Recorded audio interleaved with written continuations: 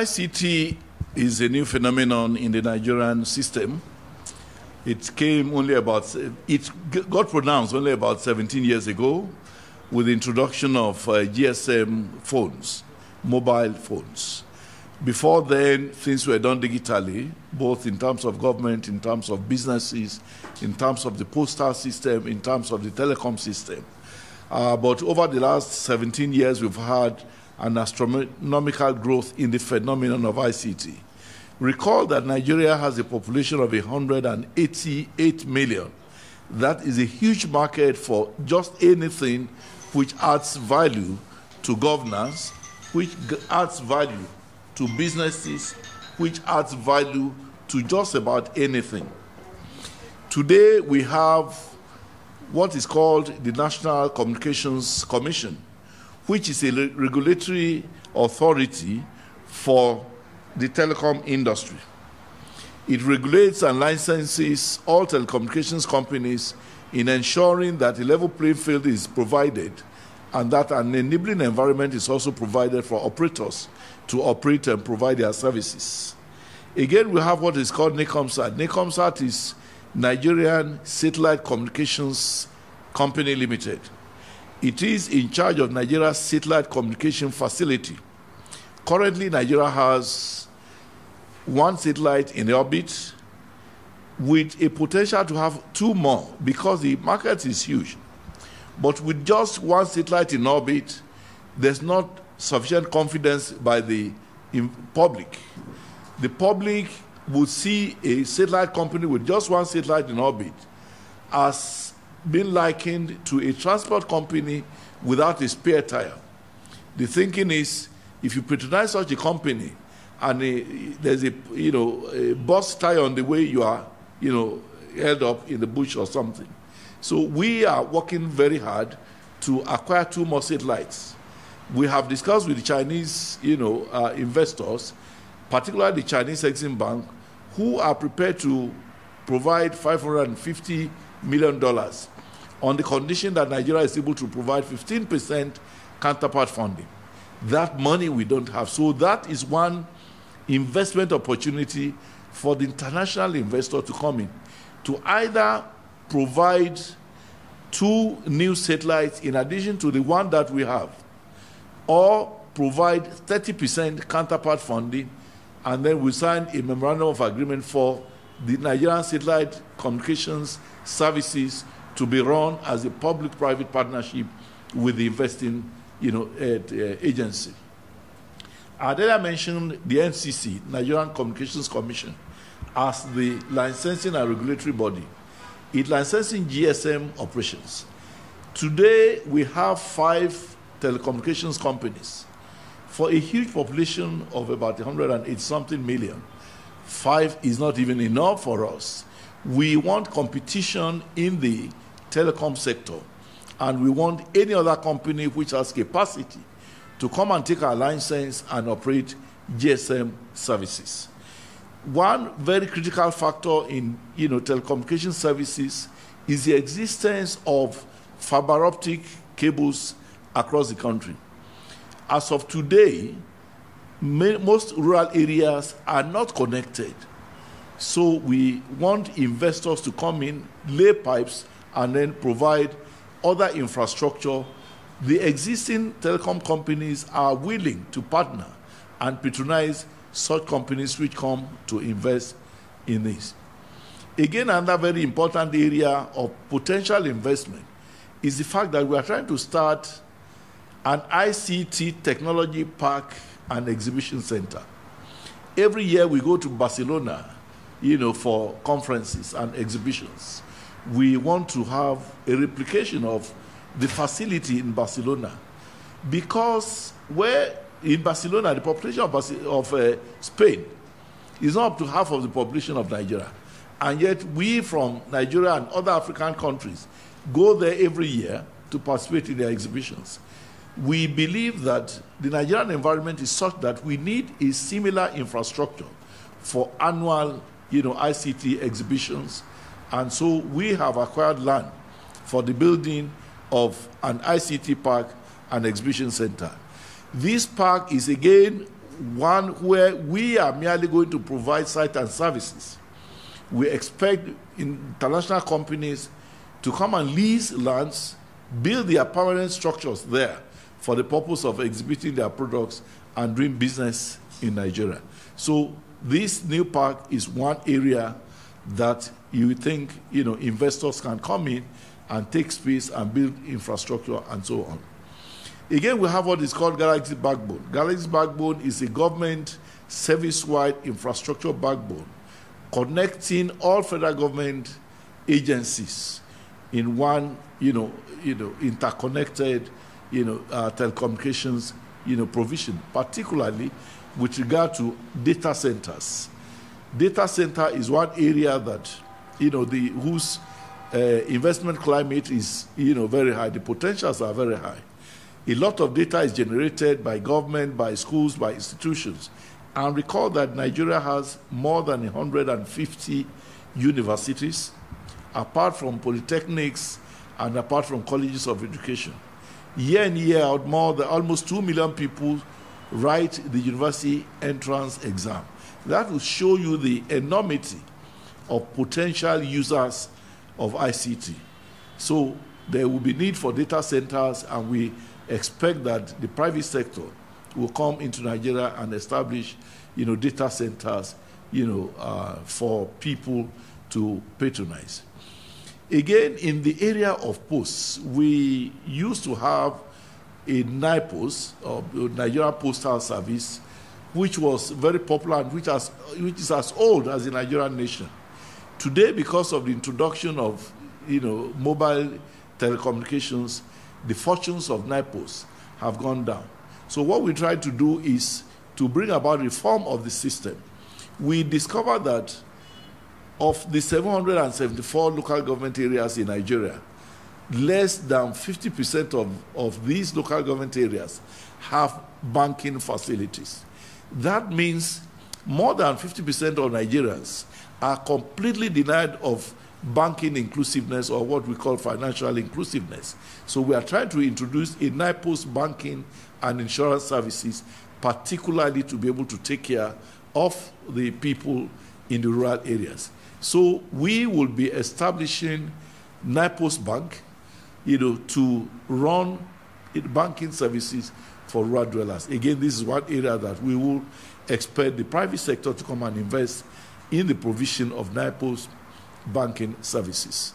Again, we are establishing NIPOS Property and Investment Company. In several NIPOS or postal agencies, there are excess land wasting away, unutilized. We think that these areas could be given out to the private sector for development into what we call, shopping complexes, office complexes, even residential apartments, garages, and what have you.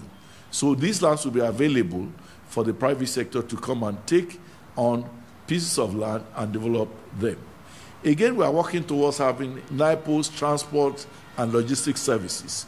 Already, NIPOS is engaged or has fleet of vehicles, which it used to use for transmission of postal materials across the country. But because of the very sharp drop in the volume of postal materials, we think the best way is to commercialize, these, transport services.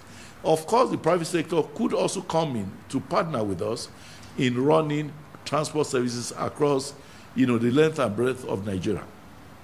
Another area in the postal service subsector is the fact that we want to establish a NIPOS e-commerce services.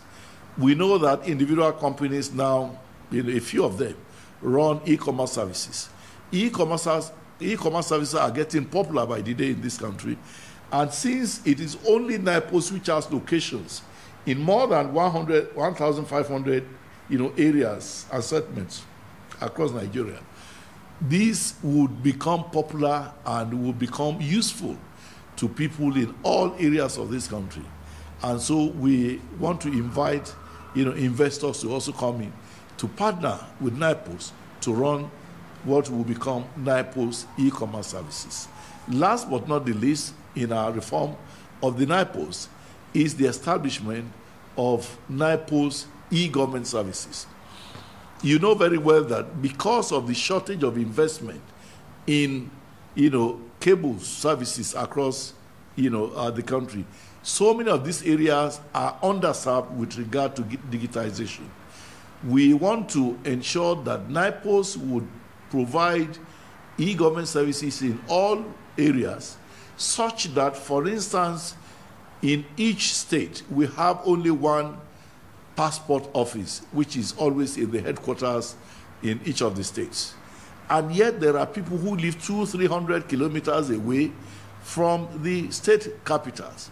So if they want to procure an international passport, for instance, as of today, they have to travel to the state capital, going through the risk of possible accidents on the way, the risk of, excess transportation costs, the risk of potential security threats on the way, by way of armed robbers and all of that. And of course, the time that it will take to, transport oneself from one place to the other.